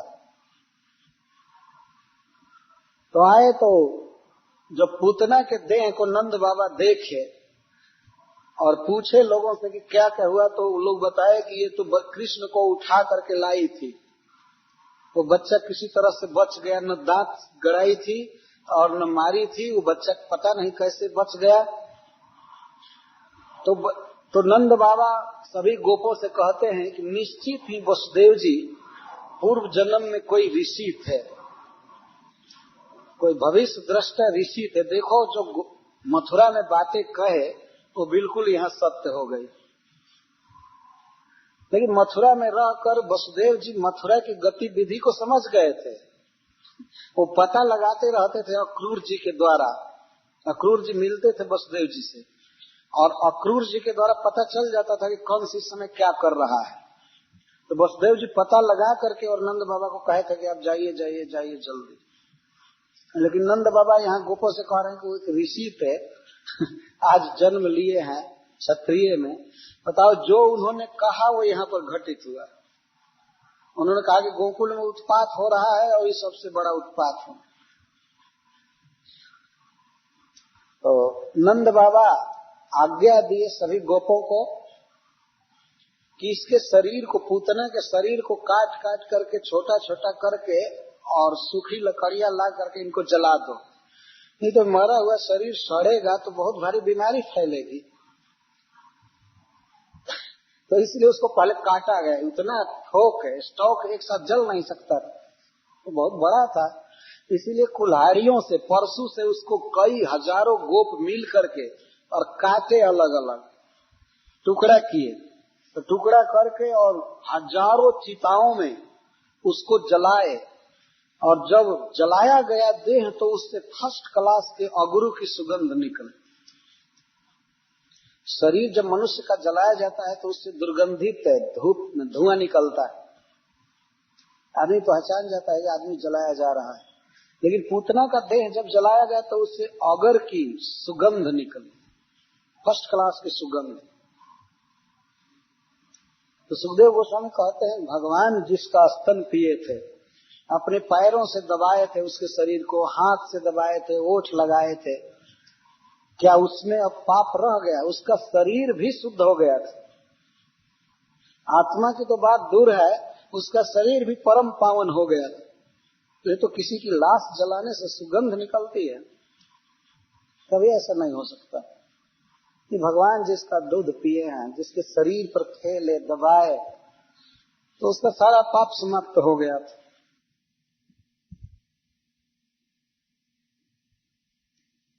जैसे हम आग को छू रहे हैं लेकिन हम नहीं जानते हैं कि आग है, तो आग तो अपना धर्म छोड़ेगा नहीं, आग का धर्म है जलाना, वो तो जलाएगा। उसी तरह से भगवान का नाम अपना काम करेगा, इसको वस्तु शक्ति कहते हैं। इसको संस्कृत के श्लोक में कहा गया है कि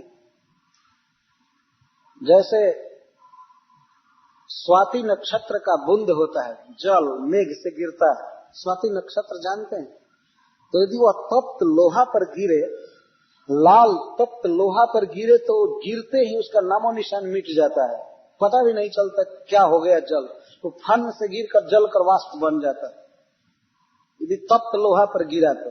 और वही जल यदि कमल के पत्ता पर गिरेगा तो मोती की तरह चमकने लगता है, और यदि समुद्र के सीपी में गिर जाए, सी शेल में समुद्र के सीपी में गिरे तो मोती बन जाता है। तो तीन जगह पर गिरने से उसकी तीन गति हो जाती है। तो लाल लोहा अपनी स्वरूप शक्ति रखता है, कमल का पत्ता अपनी शक्ति रखा, और सीपी अपनी शक्ति रखा। वो जल चाहे जैसे भी गिरे, लेकिन सीपी में गिरेगा तो उसको मोती होना ही है। उसी तरह से चाहे मन की दशा कुछ भी हो, हम यदि भगवान को प्रणाम कर रहे हैं, प्रसाद खा रहे हैं, उनका नाम ले रहे हैं, तो हमारा हित होगा ही, भगवान का नाम हमारा हित करेगा, और हमारे मेंटल कंडीशन की परवाह नहीं करता। इसीलिए भगवान नाम जप की इतनी महिमा। तो पूतना का चाहे मनोभाव कुछ भी रहा हो, वो कृष्ण को मारने गई थी, जहर लगाकर गई थी, बहुत कपट करके गई थी, लेकिन किस वस्तु के पास गई थी ये मुख्य महत्व रखता है। किसके पास गई थी? वो गई थी साक्षात परब्रह्म भगवान के पास। तो उनका भी अपना सद्गुण है, अपना उनका कुछ स्वभाव है, वे अपने स्वभाव से उसका हित किए। जैसे लोहा गर्म है, अपने स्वभाव से पानी को खत्म कर दिया, सीपी अपने प्रभाव से मोती बना दिया उस जल को, पानी को। तो भगवान में अपना जो प्रभाव एक क्यों छोड़ेंगे? जब एक प्राकृत वस्तु भी अपनी वस्तु शक्ति को नहीं छोड़ती है, तो भगवान में तो अनंत सद्गुण है, और उनके सद्गुणों में महान करुणा एक अपना विशिष्ट महत्व रखता है। उनमें अपार करुणा है। तो वह करुणा किसी कारण से नहीं होती है कि हमको कुछ कोई दिया, हमारा आदर किया तब करुणा उत्पन्न होगी, नहीं। जैसे कस्तूरी से सहज सुगंध निकलती रहती है, चंद्रमा से शीतलता निकलती रहती है, सूर्य से प्रकाश निकलता रहता है, तेज निकलता रहता है, वैसे ही भगवान से सहज करुणा, सहज सद्गुण निकलते रहते हैं। तो पूतना के मानसिक दशा पर भगवान ने कोई विचार नहीं किया। वे अपने सद्गुण से पूतना को अपनी मां बना लिए अपनी नित्य लीला में। उन्होंने केवल यही देखा कि ये मुझे स्तन पिलाने के लिए आई है, बस थी। कृष्ण कभी डार्क साइड नहीं देखते, ब्राइट साइड देखते। उन्होंने भाव नहीं देखा पूतना का, यह वस्तु शक्ति है, कुछ भी हो मेरे पास आई है ना, तो अपना स्वभाव लेकर मेरे पास आई है, वो अपना स्वभाव नहीं छोड़ी, मैं क्यों अपना स्वभाव छोड़ूंगा? यह है भगवान का स्वभाव। हम लोग सुने हैं कि एक महात्मा एक बार नदी में स्नान कर रहे थे, एक बिच्छू बहता हुआ आया नदी में, बिच्छू स्कॉर्पियन, तो उसको वो उठा करके नदी के तट पर ले जाना चाहते थे, उधर रख दे, वो बह रहा था बिच्छू वृश्चिक, लेकिन उनके हाथ में वो डंक मार दिया, महात्मा का हाथ कांप गया, वो फिर गिर गया, तो फिर उठाए, और जब उठाते थे तो वो डंक मारता था, बिच्छू का जहर व्याप्त होने लगा शरीर में, फिर भी महात्मा उठा रहे थे। तो किसी ने कहा कि ये क्या कर रहे हैं, वो अपना स्वभाव, उसका स्वभाव वो डंक मार रहा है, उसका वो स्वभाव ही, उसको मरने दीजिए, छोड़ दीजिए, जल की धारा में बहने दो, आप निकलिए। तो वो कहे कि जब एक बिच्छू भी अपना स्वभाव नहीं छोड़ रहा है तो हम क्यों अपना स्वभाव छोड़े, हमारा स्वभाव है इसकी रक्षा करना है।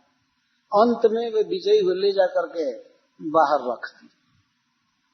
इसको वस्तु शक्ति कहते हैं। पूतना के उद्धार में भगवान का अपना सद्गुण दिखाया गया कि भगवान ने अपने प्रभाव से उसका हित किया, और हित में भी हित किया, अपने धाम में उसे अपनी नित्य माँ बना लिए, उसका वे स्तन पीते रहेंगे अनंत काल तक। धात्री गति दिया भगवान, जननी गति। यहाँ सुखदेव गोस्वामी कहते हैं, पूतना लोक बालग्नि राक्षसी रुधिरासना जिघ्रांसयाति हरे स्तनम दत्वाप सद गति, और जननी गति आगे कहते हैं, जननी गति दिए। माँ जसोदा को जो सौभाग्य भगवान ने दिया है वह सौभाग्य पूतना को दिए। यह है भगवान का गुण। भगवान श्री कृष्ण के इस गुण को सुनकर सुखदेव गोस्वामी भक्त हो गए। वो 2 श्लोक सुने थे, एक भगवान के सौंदर्य का वर्णन करने वाला श्लोक, जब वृंदावन कृष्ण प्रवेश करते हैं, वृंदावन में प्रवेश कर रहे हैं सखाओं के साथ बांसुरी बजाते हुए गाते हुए, तो कृष्ण के रूप को, सौंदर्य को सुनकर और कृष्ण की अकारण करुणा को सुनकर, ये पूतना उद्धार को सुनकर सुखदेव गोस्वामी अपना जीवन कृष्ण को दे दिए। नहीं तो पहले वे निर्विशेष ज्योति में आसक्त थे, इन भगवान के इन गुणों को सुनकर वे आसक्त हो गए। तो यह है भगवान का स्वरूपगत विशेषण, स्वरूपगत गुण है। पूतना को इस तरह से वे अपने धाम में मां बनाए। क्या सुखदेव गोस्वामी यहाँ कहते हैं, पूतना लोक बालग्नि राक्षसी रुधिरासना। पूतना का जीवन देखा जाए तो उसके जीवन में कोई सुकृत नहीं था, राक्षसी थी, जन्म भी खराब, और रुधिरासना, भोजन भी, आचार विचार सब कुछ कंदम था, सब कुछ खत्म था उसका। लोक बालग्नि, हृदय इतना क्रूर था कि बच्चों की हत्या करती थी। प्राय राक्षस भी बच्चों की हत्या नहीं करते, उनको कुछ दया आ जाती थी, लेकिन यह तो ऐसी थी कि केवल बच्चों की हत्या करती थी। लेकिन जिघान से आती हरे स्तनम दत्वाप सदगति, मारने की नियत से भगवान को अपना स्तन दे करके सदगति प्राप्त करती, साधुओं की, भक्तों की गति प्राप्त की। हरे स्तनम दत्वा, तो इस पर सुखदेव गोस्वामी कहते हैं, किम पुनः श्रद्धया भक्त्या कृष्णाय परमात्मने जच्छन प्रियतमम किम रक्ता स्तन मातरोजता। जब कृष्ण को मारने की इच्छा से जहर दे करके भी पूतना मातृ गति प्राप्त की, तो फिर जो लोग श्रद्धा से श्री कृष्ण को कुछ भेंट करते हैं, कुछ देते हैं, उनकी क्या गति होगी, इसमें कौन, इसको क्या कहा जा सकता है, उनकी कितनी सदगति होगी। किम पुनः श्रद्धया, और वो भी प्रियतमम, अपनी प्रिय वस्तु कोई अर्पित करे भगवान को, फिर क्यों नहीं उसको वे अपना बनाएंगे। जब जहर देने वाले को मां बना सकते हैं, तो अपना प्रिय व्यक्ति, अपनी प्रिय वस्तु भगवान को अर्पित किया जाए तो क्यों नहीं उससे अपना बनाएंगे। बहुत सी वस्तुएं होती हैं जो मनुष्य अपने लिए भोगना चाहता है, उसको प्रिय वस्तु कहते हैं। जैसे अपनी पत्नी है सबसे प्रिय वस्तु इस संसार में, लेकिन मनुष्य का एक कर्तव्य होता है कि अपनी पत्नी को वह भगवान की सेवा में लगावे। भगवान की सेवा में लगाने का मतलब यह है कि वह कहे कि तुम प्रसाद बनाओ, तुम कृष्ण के लिए फूल गूथो, कृष्ण की सेवा में लगाए, कृष्ण का भक्त बनावे, यह पति का कर्तव्य होता है। तो कभी कभी प्रश्न आता है हमारे सामने कि लेकिन पत्नी भक्त है और पति भक्त नहीं है, तब क्या किया जाए? पहले कुछ पत्नियां भक्त हो जाती है और पति जी को फुर्सत नहीं रहती है, अपने जॉब पर काम धंधा पर जाते हैं, वो एक माला रिजप नहीं करते। तो किसी भी स्थिति में यदि पत्नी भक्त है तो ये भी भाग्य की बात है, लेकिन धीरे धीरे पति को ऐसा करना चाहिए कि उसे आगे रहना चाहिए, नहीं तो बेइज्जती की बात है। पति का मतलब होता है वो नायक है और पत्नी लता की तरह वो आश्रित है। आश्रय को हमेशा बलवान रहना चाहिए। इसके पीछे कुछ साइंटिफिक कॉज है, वास्तव वैज्ञानिक कारण। किसी भी विषय में पति को आगे रहना चाहिए और पत्नी को अधीन रहना चाहिए। तो अपनी पत्नी को भगवान की सेवा में लगाना, अपने पुत्र को, अपने भाई को, अपने बंधु को और अपनी वस्तुओं को। हमारे पास कोई वस्तु है, अच्छा घर है, तो घर का एक कोना भी कृष्ण को दे दे, कह ये ठाकुर जी का घर है। प्राय मैं देखा हूँ यह विदेश में भी और अपने देश में भी,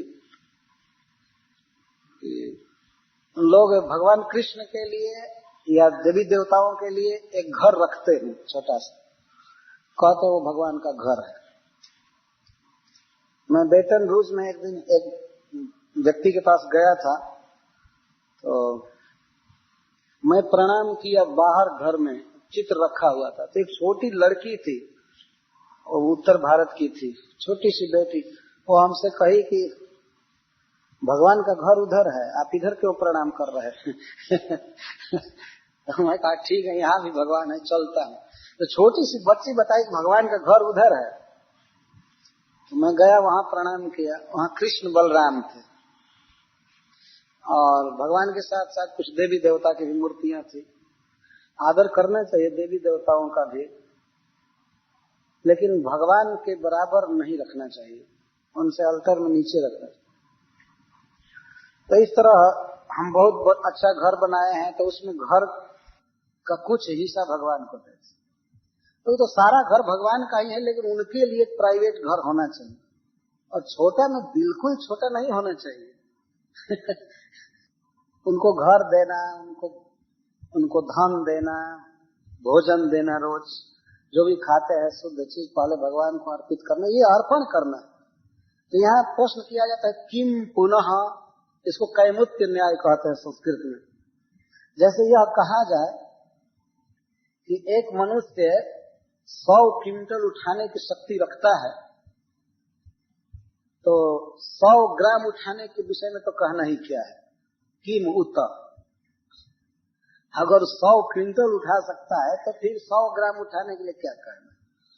तो ये इसको कैमुत्य न्याय कहते हैं। जब कृष्ण को मारने की नीयत से, उनकी हत्या करने की नीयत से उनको जहर दे करके भी माता की गति पाया जा सकता है, वो इतना आदर किए, तो फिर उनको यदि हम कुछ अर्पण करते हैं, फल पुष्प या रुपया पैसा, अपना प्रिय स्वजन, अपना घर, अपना तन, अपना मन, तो फिर भगवान क्यों नहीं हमारा आदर करेंगे, क्यों नहीं हमको अपना बनाएंगे।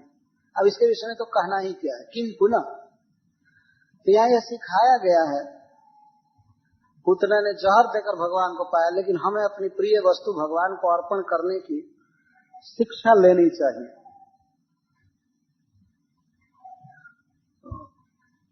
तो वह भगवान का धाम प्राप्त की, भगवान का पार्षद बन गई, मतलब माँ बन गई। तो फिर अब फिर पुनः करें, फिर भगवान की माताओं के लिए तो कहना ही क्या है। जिन गौओं का दूध कृष्ण पीते हैं, यशोदा का दूध पीते हैं, अब उनके विषय में क्या कहना, किम्नो, फिर कई कैमुत्य न्याय हो जाएगा। साधारण व्यक्ति यदि कुछ भगवान को दे तो वो भी अनंत है, फिर माता यशोदा के लिए, गौओं के लिए तो कहना ही नहीं। वो कितना कृष्ण का प्रिय है, कृष्ण कितना उनको अपना मानते हैं, इसमें क्या कहना है। तो कट धूमस सौरभ्यम अवग्राय ब्रजौक्ष, जब ब्रजवासी लोग चारों ओर बिखरे थे और लाश जलाया गया, 100 जलाया गया, उसे सुगंध निकली, तो वे लोग आपस में बात करे कि ये क्या है, ये क्या है, कहाँ से सुगंध आ रही है इतनी, कहाँ अगरू जलाया जा रहा है कहाँ जलाया जा रहा है। जो लोग दूर दूर थे गौए लेकर के इधर उधर, वो सब आए, यही कहते हुए आए और सुने कि पूतना आई थी, राक्षसी आई थी, कृष्ण को उठा कर ले गई थी, तो बड़े विस्मित हुए। फिर भगवान नारायण से प्रार्थना करने लगे, हे नारायण, इसी तरह इस बच्ची की रक्षा करते रहना। हे नाथ, हम कुछ भी सुकृत किए हों तो हम अपना सारा सुकृत अर्पित करते हैं, हमारे पुण्य के प्रभाव से बच्चा सुरक्षित रहे। उनको पता नहीं था कि यही बच्चा सबकी रक्षा करता है और उसी की वो प्रार्थना कर रहे। नंद बाबा आए अब निकट अपने पुत्र के, आते ही गोद में ले लिए और सिर सूंघे। अपने छोटे पुत्र का सिर सूंघने से उसकी उम्र बढ़ती है, ये हमारा वैदिक नियम है। तो अपने पुत्र का सिर सूंघना चाहिए। अपने से छोटे का सिर सूंघा जाता है, बड़े लोग सिर सूंघते हैं। तो सिर सूंघे, आशीर्वाद दिए और पुलकित हो गए, गोद में लेकर के परम आनंदित हुए, क्योंकि कृष्ण आनंद घन है। आनंद के अलावा कृष्ण के शरीर में और कुछ नहीं है तो उनको लेकर के आनंदित हो गए नंद बाबा। सुखदेव गोस्वामी इस अध्याय के श्रवण का फल बताते हैं, ये तन पूतना मोक्षम कृष्ण सार्वभौमद्भुतम शृणुयात् श्रद्धया मर्त्यो गोविंदे लभते रति। कोई भी मनुष्य जो कृष्ण की इस लीला को सुनता है, उनके बचपन की इस लीला को, जिसमें वे पूतना को मातृ गति दिए, यह सुनने मात्र से उसे कृष्ण में प्रेम